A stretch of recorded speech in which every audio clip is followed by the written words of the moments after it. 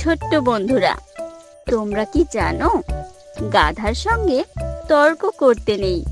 তবে কেন তর্ক করতে নেই, চলো এই বিষয়ে ছোট্ট একটা গল্প জেনে আসা যাক।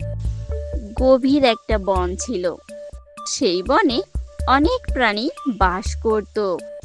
তবে আজ আমরা সিংহ, বাঘ ও গাধার একদিনের ঘটনা জানব।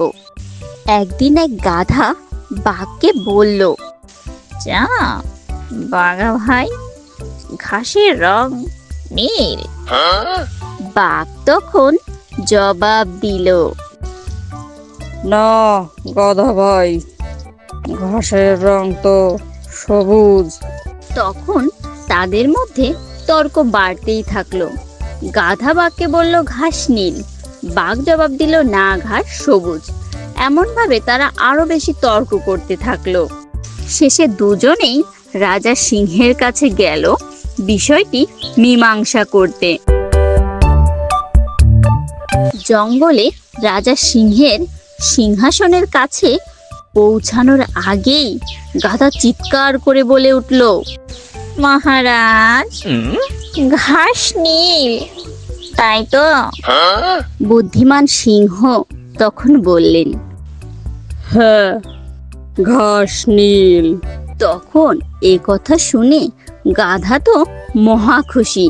সে খুশি হয়ে তখন বলল, দেখুন না রাজা মশাই, এই বাঘ আমার সঙ্গে তর্ক করে, বিরোধিতা করে, বিরক্ত করে, ওকে দণ্ড দিন। তখন রাজা ঘোষণা করলেন, এই বাঘকে 5 বছরের নীরবতার শাস্তি দেওয়া হলো। গাধা তখন আনন্দে লাফাতে লাফাতে চলে গেল। বারবার বলতে লাগলো, ঘাস নীল, ঘাস নীল। বাঘ তখন শাস্তি মেনে নিল। তবে সে রাজাকে জিজ্ঞাসা করলো, মহারাজ, আমি কি ভুল করেছি? ঘাস তো সবুজই। বুদ্ধিমান রাজা তখন বললেন, হ্যাঁ সত্যি ঘাস সবুজ। বাঘ তখন বলল, তাহলে মহারাজ, আমাকে শাস্তি কেন দিচ্ছেন?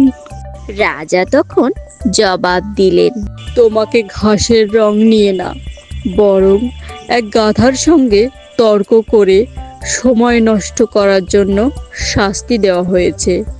এবং সে তর্ক নিয়ে আমাকে বিরক্ত করেছো বলে তোমাকে ঘাসের রং নিয়ে না, বরং এক গাধার সঙ্গে তর্ক করে সময় নষ্ট করার জন্য শাস্তি দেওয়া হয়েছে। এবং সে তর্ক নিয়ে আমাকে বিরক্ত করেছো বলে।